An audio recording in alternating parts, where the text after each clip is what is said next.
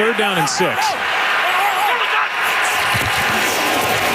Blitz off the edge. Cousins throws, and it's taken away by Addison for the touchdown. He and Charvarius Ward fighting for the ball, and this time Addison takes it for the score. Now, back to Willard and Dibs on 95.7 The Game. Sick to my stomach, man. Oh, God. I got to be honest with you. Good to see you, JD. Welcome back. JD will be with you later on here on 95.7 The Game. The man was in Minnesota last night. Now he's standing in front of us. Pretty good stuff. All around the world, the same song. Yeah. But I'm telling you what, just absolutely sick to my stomach. That's right. Arrow pointed up. The Warriors will be 1-0 in a few hours, young fella. Let's go, young fella. All right, but anyway, we're at the team store at Chase Center getting ready for tonight. Maybe things will go a little bit better. Last night was gross. I mean, that play that you just heard, I got to be honest with you, this is one of I went to the kitchen. You had to walk it off? I know, before it happened. Oh, geez. This is not a play that happens in the NFL. When you've got the ball in your own territory with 10 seconds left to go, it's sort of a fait accompli. It's like, oh, they're going to mess around a little bit. Right. They'll play it safe. They're going to either run the ball, they'll throw it out of bounds. No one's going to do anything stupid here. So I went to the fridge, and I hear a yelp from the lovely Christy. Oh, no! Oh, wow. So I wheeled and turned my head, and Addison was already running into the end zone. Oh, God. And I go, you people, what the hell just happened? Right? How on earth would there be a situation where somebody gets over the top against the 49ers, and then, of course, you see the highlight, and you do for a moment, you're like, come on, Charvarius, but at the same time, no doubt in my mind, no way, no how, no blame, goes to Charvarius Ward. The guy didn't catch the ball, and yes, players need to make plays. You do not put your players and your team in that position. And so we can talk about Moody, we can talk about Brock, you can talk about Bosa, you can talk about Hargrave. At the end of it, it's like a blame pie, and you got to pick who gets the biggest piece. And by far and away for me, Steve Wilks gets the biggest piece. That play lost them the football game. Yeah, I mean, you could say that. I don't know if it. Yes, I don't know if it lost them the football game, but you gave Minnesota a great opportunity to get 6 points because they didn't convert the PAT. Which, kickers happen. Kicks happen is the old expression. Brett Maher got released. Yeah, he did. And I heard earlier some scuttlebutt about, hey, maybe the Niners want. No. I got 99 problems, and the kicker is one. Oh, my God. And, you don't need another problem kicker to come in and replace your problem kicker. And I don't know if Robbie Gold was watching last night thinking, yeah, my phone, my ringer's on, John. But I don't know if that play cost them the game or not. That, to me, feels a little too dramatic in a first-half play. But we can all agree that calling a zero blitz, sending 7 after a quarterback who's on his own 40 with 10 seconds left, it's risk-reward, but the only reward is, you force a fumble and you recover it and then you kick a field goal or you get a pick 6? There really is no reward in that sequence to risk it. Like the old expression, risk it for the biscuit. There's no biscuit there. No. Not even a cracker, it's almost, Coach. Like if they get a sack fumble, then it pays off. But what are the chances? Like even if you get home, likelihood is Kirk is just going to tuck it and fall. I mean, just a very, very odd call. And you could tell Kyle Shanahan was bugged by it after the game. I don't know if you all heard his answer, but he essentially was like, someone said, hey, were you okay with that play call? And he goes, well, this is one of those things that we'll discuss throughout the week, but I know I didn't like the result. Right. I mean, that tells you all you need to know.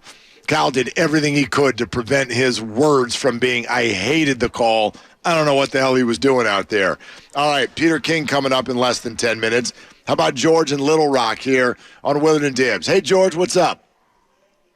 All right, let's go to JT in San Jose. Hey, JT, what's up with you?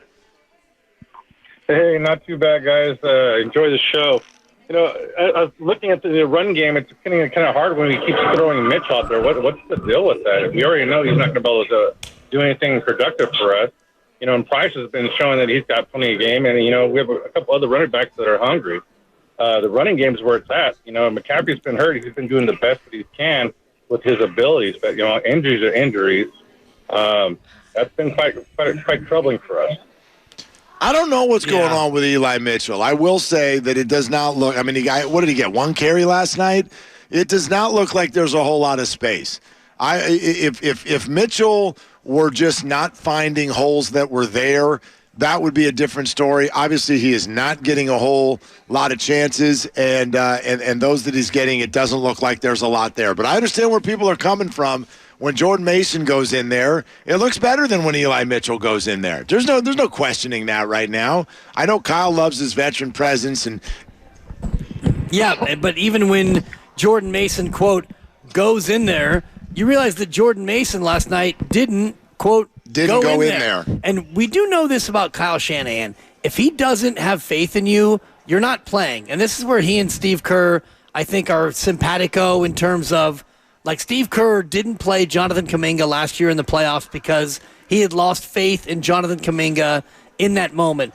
Jordan Mason last night played a grand total of 0 snaps on offense. And Eli Mitchell played, I believe the number was 4 snaps. And on those 4 snaps, McCaffrey was out there as well. So right now, he was not even of a mindset of, we're going to give Christian a series off and go to Jordan Mason. For whatever reason, no Mason and just a tiny bit of Eli Mitchell. And when Mitchell's been in there, he's totally ineffective, Mark.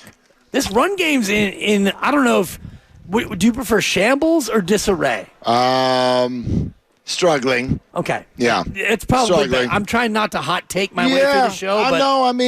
I look at a run game and it's like, even last night, McCaffrey, he did his level best and he was, 15 for 45, 3 yards a tote. Yeah, the running game has not looked right. It's not good enough. And that's a Kyle Shanahan staple. I will say, and this is not to excuse it away, you have to be more versatile than this, but the run game stopped when Trent Williams hurt his ankle. Yeah. That's when the run game stopped. And so, that's where we're at. And I don't know if Trent's going to play this weekend either. So that changes everything. All right, let's go to Brian in New Jersey. And Peter King is 5 minutes away. Hey, Brian, what's up? Hey, how you doing? I became a big fan of yours because I'm over here, so I don't really talk Niners as far as here go. Let's go. I want to say, listen, that defensive coordinator got to go. The kicker got to go. There's no way around it. I don't know what's going on with them. And on top of that, why is now Kyle Shanahan featuring Brandon Ayuk in the offense? That's the number 1 wide receiver. Why keep going past to Jennings? Where's Brandon Ayuk in the second half, man? What is going on? Yeah, the Ayuk thing in the second half was interesting. I don't know. 5 and 2, we're cleaning house. Yeah, no one's getting fired yet. Moody and Steve Wilkes, no one's going anywhere. It's way too early to react that way. Gosh, they were 5-0 9 days ago, and everyone thought they were going to go 17-0, and now sitting here talking about firing people. The Brandon Ayuk 5-12 is on the table. The Ayuk question is an interesting one. And I don't know if Minnesota did something to take him away or where that went, because he was absolutely crushing it in the first half of the game, and then he disappeared. Right, and you had a little bit of George Kittle, and Juwan Jennings had the 5 catches, Ray with a couple, but by and large, without Brandon Ayuk and without Deebo Samuel on the ground game, McCaffrey was limited there, and Minnesota was able to tee off on Brock. They sacked him once, but they contained the offense completely.